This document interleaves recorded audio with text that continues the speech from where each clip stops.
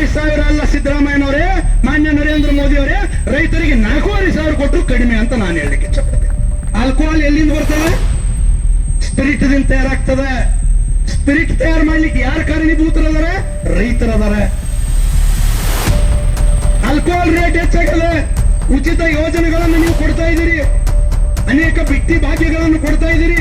90 ದಿನ ಆಯ್ತು ರೈತ ಬಂದು ಕೂತ್ರೆ ಇವತ್ತು ಅವರಿಗೆ ಬೆಂಬಲ ಬೆಲೆ ಕೊಡ್ತಾ ಇಲ್ಲ, ಸರಿಯಾಗಿ ಒಂದು ಟನ್ನಿಗೆ ನೀವು ರೇಟ್ ಫಿಕ್ಸ್ ಮಾಡ್ತಾ ಇಲ್ಲ. 3,500 ಅಲ್ಲ ಸಿದ್ದರಾಮಯ್ಯನವರೇ, ಮಾನ್ಯ ನರೇಂದ್ರ ಮೋದಿ ಅವರೇ, ರೈತರಿಗೆ 4,500 ಕೊಟ್ಟರು ಕಡಿಮೆ ಅಂತ ನಾನು ಹೇಳಲಿಕ್ಕೆ ನಾನು ಕೇಳ್ತೀನಿ. 2,05,000 ಆಗಿದ್ದು ನಿಮ್ಮ ಪಗಾರ ಇವತ್ತಿನ ನೀವು 224 MLAಗಳು ಪಕ್ಷಾತೀತವಾಗಿ ಘೋಷಣೆ ಮಾಡಿಬಿಡ್ರಪ್ಪ. ಅದಕ್ಕೆ ಯಾವುದೇ ಠರಾವ್ ಪಾಸ್ ಮಾಡಂಗಿಲ್ಲ, ಯಾವುದೇ ವಾದ ವಿವಾದ ಆಗಂಗಿಲ್ಲ. ಅವರ ಸ್ಯಾಲರಿ ಹೆಂಗ್ ಇನ್ಕ್ರಿಮೆಂಟ್ ಆಗ್ತದೆ ಗೊತ್ತಾ? ಕೇವಲ ಕಳೆದ ಮಾರ್ಚ್ ಏಪ್ರಿಲ್ ನಲ್ಲಿ ಕಾಂಗ್ರೆಸ್, JDS, BJP ಎಲ್ಲರೂ ಕೂಡ್ಕೊಂಡು ಠರಾವ್ ಪಾಸ್ ಮಾಡಿಬಿಟ್ರು. ಅದಕ್ಕೆ ಒಂದೇ ಒಂದು ವಿರೋಧ ಕೇಳಲಿಲ್ಲ. ಒಬ್ಬ ಶಾಸಕ, ಒಬ್ಬ ಸಚಿವ ಅದನ್ನು ವಿರೋಧ ವ್ಯಕ್ತ ಮಾಡಲಿಲ್ಲ. ರೈತರು ಇವತ್ತು 3,500 ಕೇಳಾಕತ್ತಾರ. ಎಲ್ಲರೂ ಕೂಡಿಲ್ಲ, ಆಗಂಗಿಲ್ಲ. ಆ ಟೆಕ್ನಿಕಲ್ ಪ್ರಾಬ್ಲಮ್, ಈ ಟೆಕ್ನಿಕಲ್ ಪ್ರಾಬ್ಲಮ್ ಅಂತ ಹೇಳ್ತೀರಿ, ನಾಚಿಕೆ ಬರಂಗಿಲ್ಲ.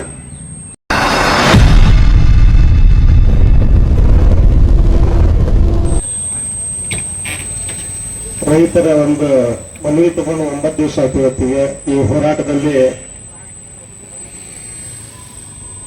ನಮ್ಮ ಆತ್ಮೀಯ ಸ್ನೇಹಿತ ಆಗಿರ್ತಕ್ಕಂಥ ರಾಹುಲ್ ಕುಕ್ಕಡಿಯವರೇ, ಕಲ್ಲೋಣ ಚನ್ನದವರೇ, ಆತ್ಮೀಯ ಸಹೋದರರ ಶಿವರಾಮನ ಬಯ್ಯಾರವರೇ, ಒಬ್ಬರ ಆತ್ಮೀಯ ಸಹೋದರರ ಶಿವಕುಮಾರ್ ಪಾಟೀಲ್ರವರೇ, ಒಬ್ಬರ ಆತ್ಮೀಯ ಸಹೋದರ ಆಗಿರ್ತಕ್ಕಂಥ ರಾಘವನ ಅಣ್ಣಿಗೆರೆ ಅವರೇ, ಸುನೀಲ್ ಬರುಡಿಗೆ ಅವರೇ, ಗಿರೀಶ್ ಅವರೇ, ನಮ್ಮ ಸತೀಶ್ ಪಾಟೀಲ್ರೇ, ಮತ್ತೆ ಎಲ್ಲ ನಮ್ಮ ರೈತ ನಾಯಕರೇ, ನಮ್ಮ ಸಜ್ಜನ್ ಅವರೇ, ನಮ್ಮ ಬಸವಣ್ಣ ತಾಳಿಕೋಟೆ ರೋಮ ದುಡಿದು ಅಲ್ಲೆಲ್ಲ ಹೊಲ್ದಾಗ ಕ್ರಿಯೇಟ್ ಬೆಳೆದಂತ ಬೆಳೆಗ ನೀವು AC ರೂಮ್ನಾಗ ಕೂತು ಬೆಲೆ ಫಿಕ್ಸ್ ಮಾಡ್ತೀರಪ್ಪ ಅಂತಂದ್ರೆ ಎಷ್ಟರ ಮಟ್ಟಿಗೆ ಇಲ್ಲೇ ನೆರೆ ರಾಜ್ಯ ಮಹಾರಾಷ್ಟ್ರದಾಗ ಬೆಲೆ ಕೊಡಕತ್ತಾರ, ನಿಮ್ಗೆ ಯಾಕೆ ಕೊಡಕ್ ಆಗುದಿಲ್ಲ?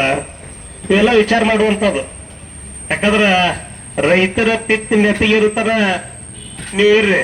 ಅವ್ರ ನೆತ್ತಿಗೆ ಏರ್ತಪ್ಪ ಅಂತಂದ್ರ ಅವ್ರ ಜೊತೆ ನಾವು ಕೂಡಿ ಈ ಬರುವಂತ ದಿವಸಗಳಲ್ಲಿ ಇನ್ನೂ ಹೆಚ್ಚಿನ ಪ್ರಮಾಣದಲ್ಲಿ ಈ ಬಿಜಾಪುರನಾಗೆಲ್ಲ ಅಷ್ಟೇ ಕರ್ನಾಟಕ ರಾಜ್ಯದಾಗ ಎಲ್ಲಿ ತಿರುಗಾಡ್ಲಕ್ ಬರ್ಲಾರ್ದಂಗ ಪರಿಸ್ಥಿತಿ ಆಗ್ಬಿಡ್ತದ. ಇವತ್ತ ನಾವೊಂದು ಎಚ್ಚರಿಕೆ ಕೊಡ್ತೀವಿ. ನಷ್ಟ ಸರ್ಕಾರ ಅನುಭವಿಸ್ತದ. ಬರುವಂತ ದಿವಸಗಳಲ್ಲಿ ಹೇಳಿದ್ರು, ನೀವು ನಿಮ್ ಕಡೆ ನೀರ್ಲಿಲ್ಲಪ್ಪ ಅಂದ್ರೆ ರಾಜೀನಾಮೆ ಕೊಟ್ಟು ಹೋಗ್ರಿ, ರಾಜೀನಾಮೆ ಕೊಟ್ಟು ಹೋಗ್ರಿ ನಿಮ್ಮ ಮನೆಗೆ. ಅವೆಲ್ಲ ನೀಗಿಸುವಂತ ಶಕ್ತಿ ರೈತರಲ್ಲಿ ಐತೆ ಅನ್ನೋ ಮಾತನ್ನು ಈ ಸಂದರ್ಭದಲ್ಲಿ ಹೇಳಿ ನಾನು ಹೆಚ್ಚಿಗೆ ಮಾತನಾಡದೆ, ಇನ್ನು ಈ ಹೋರಾಟ ಇನ್ನೂ ಉಗ್ರ ರೂಪ ತಾಳ್ತದ. ಸಾಕಷ್ಟು ಮಾಡಾಕ ಕೆಲಸದ ನಿಮಗೆ ಬಿಟ್ಟು ಬೇರೆ ಬೇರೆದೇ ಮಾಡ್ಕೊತ ಹೊಂಟಿರಿ. ಆ ರೈತರಿಗೆ ಸ್ಪಂದಿಸೋದು ಬಿಟ್ಟು ಏನಾರೇ ಒಂದೊಂದು ಉಪದೇಪಿತನ ಮಾಡ್ಕೊತ ಸರ್ಕಾರ ಹೊಂಟದ, ಅದು ಸರಿಯಲ್ಲ. ಬರುವಂತ ದಿವಸಗಳಲ್ಲಿ ನಾನು ಎಚ್ಚರಿಕೆ ಕೊಡ್ತೀನಿ. ಮುಂಬರುವ ದಿನಗಳಲ್ಲಿ ಈ ಹೋರಾಟ ಉಗ್ರ ಸ್ವರೂಪ ತಗೋತಪ್ಪ ಅಂತಂದ್ರ ನಿಮ್ಮ ನಿಧಿ ಕೆಡ್ತದ ಮತ್ತು ಸರ್ಕಾರ ಬೀಳ್ತದ. ಬಹಳ ಹೆಚ್ಚಿಗೆ ನಾನು ಹೇಳದೆ, ಇನ್ನು ಸಾಕಷ್ಟು ಹಿರಿಯರು ಮಾತನಾಡೋದಾರ. ಈ ಒಂದು ವೇದಿಕೆ ಮೂಲಕ ನಾನು ನಮ್ಮ ರಾಮನವಮಿ ಉತ್ಸವ ಸಮಿತಿ ಹಾಗೂ ಎಲ್ಲ ಯುವಕರ ಘಟಕದಿಂದ ನಿಮ್ಮ ಈ ಹೋರಾಟ ಮುಗಿಯುವವರೆಗೆ ಸಂಪೂರ್ಣ ಬೆಂಬಲವಾಗಿ ನಾವು ವೇದಿಕೆ ಕರೆದ್ರಪ್ಪ ಅಂತಂದ್ರು ಇವತ್ತು ಹೋರಾಟ ಕುಂದ್ರು ಹಿಡ್ಕೊಂಡು ಕಲ್ಲೋಗಿ ಹಿಡ್ಕೊಂಡು ಬೆಂಕಿ ಹಚ್ಚಾಕ್ತಾರೆ ಬರ್ತೀವಿ ಒಟ್ಟರು ಕೂಡ ತಮ್ಮ ಮಾತನ್ನು ಈ ಸಂದರ್ಭದಲ್ಲಿ ಹೇಳ್ತೇವೆ. ಓಂ ಶಾಂತಿ. ನಿರಾಕಾರ ಶಿವ ಪರಮಾತ್ಮನನ್ನು ಮನದಲ್ಲಿ ನೆನೆಯುತ್ತಾ ನಡೆದಾಡುವ ದೇವರು ಪೂಜ್ಯ ಸಿದ್ದೇಶ್ವರ ಮಹಾಸ್ವಾಮಿಗಳನ್ನು ಕೂಡ ಮನದಲ್ಲಿ ನೆನೆಯುತ್ತಾ ಇವತ್ತು ಬಹಳ ನೋವಿನ ಸಂಗತಿ. ಅನ್ನದಾತ 9ನೇ ದಿನ ರಸ್ತೆಯ ಮೇಲೆ ಕುಳಿತು ಪ್ರತಿಭಟನೆ ಮಾಡುವಂತ ದಿನ ಬಂತಲ್ಲ ಅನ್ನೋದಕ್ಕೆ ಇವತ್ತು ನೋವಿನಿಂದ ಈ ಪ್ರತಿಭಟನೆಯಲ್ಲಿ ನಾವೆಲ್ಲಾ ಮುಖಂಡರು ಭಾಗಿಯಾಗಿದ್ದೇವೆ.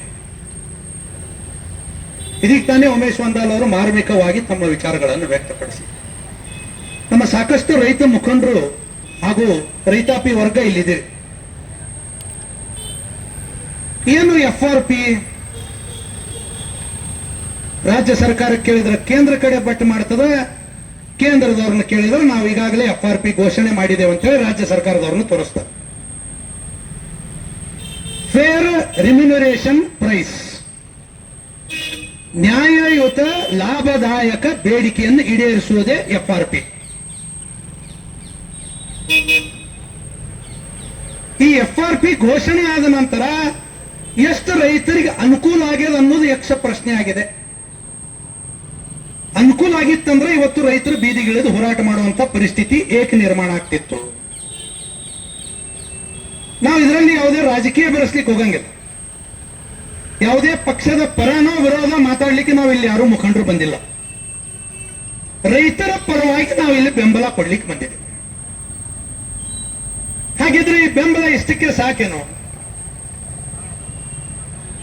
ನಿಜವಾಗ್ಲೂ ರೈತರಿಗೆ ಇವತ್ತು ಎಷ್ಟು ಹಣ ಸಿಗಬಹುದಾಗಿತ್ತು ಒಂದು ಟನ್ನಿಗೆ? ದಯಮಾಡಿ ಇಲ್ಲಿ ಕೂತಂತ ರೈತರು ಅನ್ಯತಾ ಭಾವಿಸಬಾರದು. ಎಲ್ಲೋ ನಾವು ಎಡವಿದೇವಿ ಅಂತ ಅನ್ನಿಸ್ಲಿಕ್ಕೆ 3,500 ಅಲ್ಲ 4,500 ಕೇಳಿದ್ರೆ ಸರ್ಕಾರ ಹಾದಿಗೆ ಬರ್ತಿತ್ತು.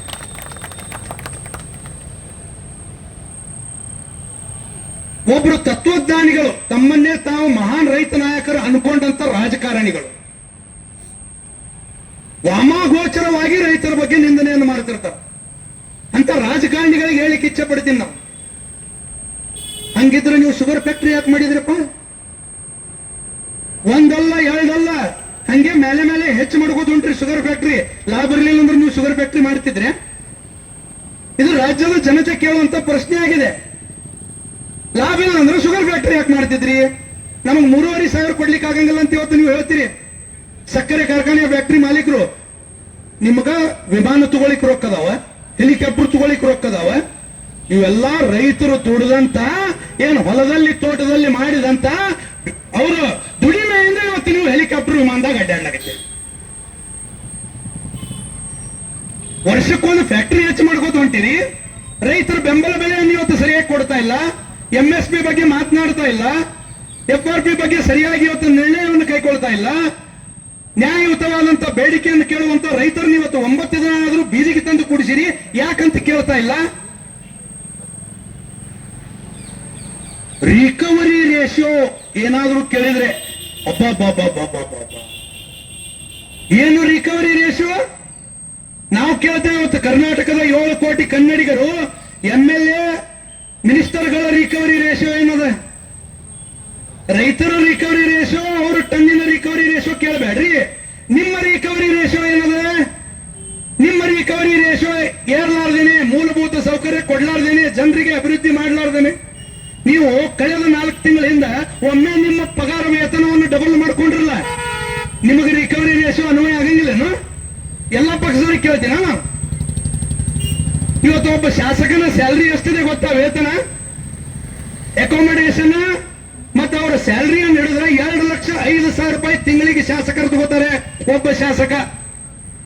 ನಾನು ಹೇಳ್ತೀನಿ ಇವತ್ತು ಶಾಸಕರಿಗೆ, ರೈತರು ಬಂದು ಇವತ್ತು 9 ದಿನ ಆಯ್ತು ರಸ್ತೆ ಮೇಲೆ ಕೂತಿದಾರಲ್ಲ, ಇನ್ನು ಮೇಲಿಂದ ನಾನು 2,05,000 ತಗೊಳಂಗಿಲ್ಲ, ಎಲ್ಲ ಅಲೌನ್ಸ್ ಬಿಡ್ತೀನಿ, ಕೇವಲ 50,000 ಪಗಾರ ಹೋಯ್ತೀನಿ, 1,50,000 ರೂಪಾಯಿ ನಾನು ರೈತರಿಗೆ ಕೊಡ್ತೀನಿ ಅಂತ ಘೋಷಣೆ ಮಾಡ್ರು ನೋಡು.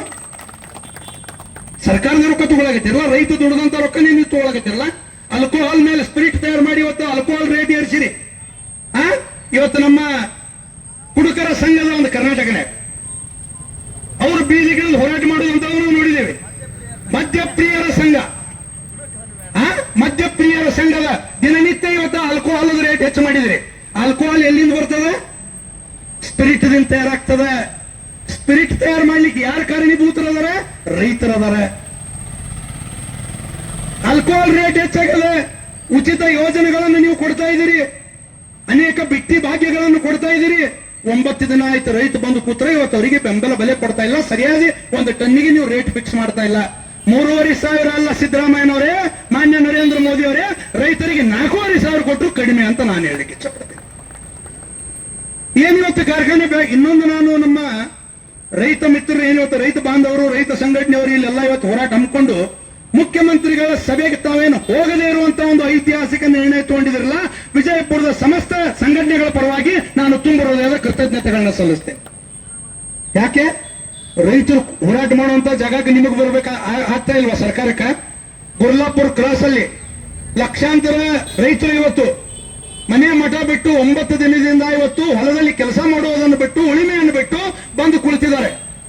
ಯಾಕೆ ಮುಖ್ಯಮಂತ್ರಿಗಳೇ ಬರ್ತಾ ಇಲ್ಲ? ಯಾಕೆ ಅಲ್ಲಿ ಉಸ್ತುವಾರಿ ಸಚಿವರು ಬರ್ತಾ ಇಲ್ಲ? ಯಾಕೆ ಇವತ್ತು ಬಿಜೆಪಿ ಇರಬಹುದು, ಕಾಂಗ್ರೆಸ್ ಇರಬಹುದು, JDS ಇರಬಹುದು, ಪಕ್ಷಾತೀತವಾಗಿ ಹೇಳಿದೆ ನಾನು, ಎಲ್ಲ MLAಗಳು ಮಿನಿಸ್ಟರ್ಗಳು ತಮ್ಮದೇ ಫ್ಯಾಕ್ಟರಿ ಮಾಡ್ಕೊಂಡು ಕೂತಾರೆ. ಅದಕ್ಕೆ ಹೋರಾಟಕ್ಕೆ ಬರೋಲ್ಲಾಗ್ಯಾರ. ನೈಜ ಕಾರಣ ತಿಳ್ಕೋಬೇಕಾಗ್ಯದ ನಾವು. ಇವತ್ತು ರೈತ ನೀವು ನಿರ್ಣಯ ಮಾಡೋದಂತ ತಿಳ್ಕೊರಿ. ನೀವೇನಾದ್ರೂ FRP ಫಿಕ್ಸ್ ಮಾಡ್ರಪ್ಪ, MSP ಏನಾದ್ರೂ ಮಾಡ್ರಿ, ನನಗೆ 4,500 ಬೇಕತ್ ಕೂತಂದ್ರ ರೈತ ಕಬ್ಬನೇ ನಿಮ್ಗೆ ಕೊಡ್ಲಿಲ್ಲ ಅಥವಾ ಬೆಳಿಲಿಲ್ಲ ಅಂದ್ರೆ ನಿಮ್ ಫ್ಯಾಕ್ಟ್ರಿ ಹೆಂಗ್ ನಡೀತದ? ಏನ್ ನೀವು ವರ್ಷಕ್ಕೊಂದು ಫ್ಯಾಕ್ಟ್ರಿ ಹೆಚ್ಚು ಮಾಡ್ಕೋದು ಹೊಂಟ್ರಿಲ್ಲ, ಫ್ಯಾಕ್ಟ್ರಿ ಬೆಳವಣಿಗೆಗಳು ಹೆಂಗಾಗ್ತಾವ? ಇದು ಎಲ್ಲ ಇವತ್ತು ಬಹಳ ಮಾರ್ಮಿಕವಾಗಿ ಯೋಚನೆ ಮಾಡುವಂತ ವಿಚಾರಗಳದಾವ. ನಾನು ಕೇಳ್ತೀನಿ, 2,05,000 ನಿಮ್ಮ ಪಗಾರ ಇವತ್ತಿನ ನೀವು 224 MLAಗಳು ಪಕ್ಷಾತೀತವಾಗಿ ಘೋಷಣೆ ಮಾಡಿಬಿಡ್ರಪ್ಪ. ಅದಕ್ಕೆ ಯಾವುದೇ ಠರಾವ್ ಪಾಸ್ ಮಾಡಂಗಿಲ್ಲ, ಯಾವುದೇ ವಾದ ವಿವಾದ ಆಗಂಗಿಲ್ಲ. ಅವ್ರ ಸ್ಯಾಲರಿ ಹೆಂಗ್ ಇನ್ಕ್ರಿಮೆಂಟ್ ಆಗ್ತದೆ ಗೊತ್ತಾ? ಕೇವಲ ಕಳೆದ ಮಾರ್ಚ್ ಏಪ್ರಿಲ್ ನಲ್ಲಿ ಕಾಂಗ್ರೆಸ್, JDS, BJP ಎಲ್ಲರೂ ಕೂಡ್ಕೊಂಡು ಠರಾವ್ ಪಾಸ್ ಮಾಡಿಬಿಟ್ರು. ಅದಕ್ಕೆ ಒಂದೇ ಒಂದು ವಿರೋಧ ಕೇಳಲಿಲ್ಲ. ಒಬ್ಬ ಶಾಸಕ, ಒಬ್ಬ ಸಚಿವ ಅದನ್ನು ವಿರೋಧ ವ್ಯಕ್ತ ಮಾಡಲಿಲ್ಲ. ರೈತರು ಇವತ್ತು 3,500 ಕೇಳಾಕತ್ತಾರ.